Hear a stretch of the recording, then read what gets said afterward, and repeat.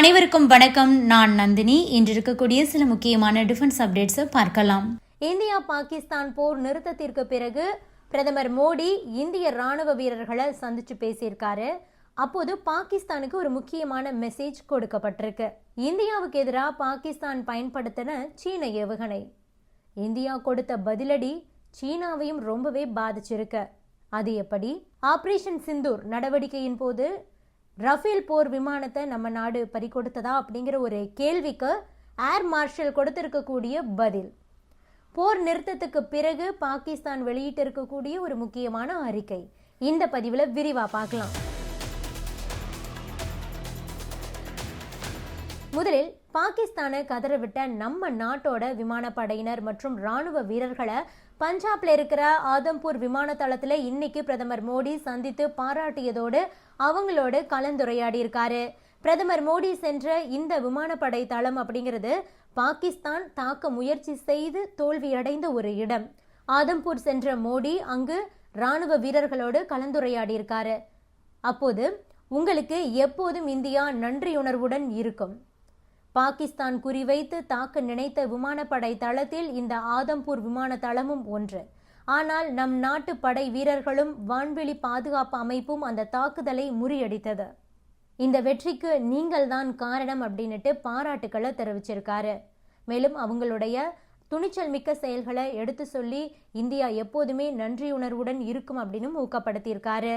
இனிமேல் எல்லை மீறினால் கண்டிப்பாக பதிலடி இன்னும் வலிமையாக இருக்கும் அப்படின்னுட்டும் பாகிஸ்தானுக்கு ஒரு மெசேஜ் கொடுத்திருக்காரு பிரதமர் மோடி. நமது விமானப்படை பாகிஸ்தான் பயங்கரவாத முகாம்களை துல்லியமாக தாக்கி உள்ளது. பாகிஸ்தானின் இதயத்தையே நாம் துளைத்திருக்கிறோம் என்பது அவர்களுக்கு தெரியவில்லை. விமானப்படை ராணுவ படை இடையே ஒருங்கிணைப்பு மிக சிறப்பாக இருந்தது. நமது அதிநவீன தொழில்நுட்பத்துடன் பாகிஸ்தானால் போட்டியிட முடியவில்லை. நம்மிடம் உலகின் தலை சிறந்த தொழில்நுட்பம் இருக்கிறது அப்படின்னு பேசியிருக்காரு. தொடர்ந்து பேசிய பிரதமர் மோடி, நமது விமானப்படை தளத்தை தாக்கும் அவர்களின் எண்ணம் பலிக்கவில்லை. நமது வெற்றியை எல்லையை பாதுகாக்கும் ஒவ்வொருவருக்கும் நான் சமர்ப்பிக்கிறேன். S-400 பாதுகாப்பு அமைப்பு நமக்கு வலிமையான பாதுகாப்பை கொடுத்திருக்கிறது. பாகிஸ்தான் இனியும் பயங்கரவாத ஆதரவு நிலைப்பாட்டை எடுத்தால் பதிலடி இன்னும் கடுமையாக இருக்கும். ராணுவ வீரர்களான நீங்கள் பாகிஸ்தானின் தீவிரவாத முகாம், விமான தளங்கள் மட்டுமின்றி அவர்களின் தீய நோக்கத்தையும் தகர்த்திருக்கிறீர்கள் என பேசியிருக்கிறார். நமது லட்சுமண ரேகை என்பது பயங்கரவாதிகளை அழிப்பது மட்டுமே என குறிப்பிட்ட அவர், இன்னொரு முறை பாகிஸ்தான் நம்மை உரசி பார்த்தால், தாக்கினால் சரியான பதிலடி கிடைக்கும் அப்படின்னு சொல்லியிருக்காரு பிரதமர் மோடி. அடுத்ததா நம் நாட்டுக்கு எதிராக பாகிஸ்தான் சீனாவில் தயாரித்த ஏவுகணைகளை பயன்படுத்தி இருக்கிறத விமானப்படையோட ஏர் மார்ஷல் உறுதி செஞ்சிருக்காரு. அது பற்றிய சில தகவல்கள் வெளியாகி இருக்க. விமானப்படை சார்பாக ஆபரேஷன் பிரிவோட டைரக்டர் ஜெனரலா இவர் பணியாற்றி வர்றாரு. நம் நாட்டை பாகிஸ்தானோட PL-15 ரக ஏவுகணை தாக்க முயன்றது. இது சீனாவுடைய தயாரிப்பு. இந்த ஏவுகணை நம் நாடு சார்பில் சுட்டு வீழ்த்தப்பட்டிருக்கு. பஞ்சாபோட ஹோசியார்பூரிலிருந்து கிடைக்கப்பட்ட அந்த துண்டுகள் சீன தயாரிப்போடு அப்படியே ஒத்து போகுது. அது மட்டுமின்றி அதற்கான போட்டோ ஆதாரத்தையும் கூட ஏர் மார்ஷல் காட்டியிருக்காரு. இதன் மூலமாக நம் நாட்டின் மீதான தாக்குதலுக்கு சீனாவின் ஆயுதங்களை பாகிஸ்தான் பயன்படுத்தி இருப்பதை நமது விமானப்படை உறுதி செய்திருக்கிறது. PL-15 ஏவுகணை என்பது சீனாவோட ஏவியேஷன் இண்டஸ்ட்ரி கார்பரேஷன் நிறுவனம் சார்பில் தயாரிக்கப்பட்டிருக்கு. இது லாங் ரேஞ்ச் ஏவுகணை. 200 கிலோமீட்டர் தூரம் வரை பாய்ந்து செல்லக்கூடியது. ரேடார் வழிகாட்டுதலின்படி செயல்பட்டு தாக்கி அழிக்கக்கூடியது. கடந்த மாதம் 24ஆம் தேதி பாகிஸ்தான் விமானப்படை சார்பில் JF-17S விமானத்தில் வைத்து இந்த PL-15E மற்றும் PL-10 ஏவுகணைகள் ஏவப்பட்ட வீடியோவும் வெளியிடப்பட்டிருந்தது. முன்னதா ஆபரேஷன் சிந்தூர் நடவடிக்கைக்கு எதிராக பாகிஸ்தான் சீனாவோட PL-15 ரக ஏவுகணை, அதுபோக துருக்கியோட பேக்கர் ரீகா 3 காமிகாஸ் ட்ரோன்களை பாகிஸ்தான் பயன்படுத்தினதாகவும் அதை நம்ம நாடு சுட்டு வீழ்த்தியதாகவும் சொல்லப்பட்டிருக்கு.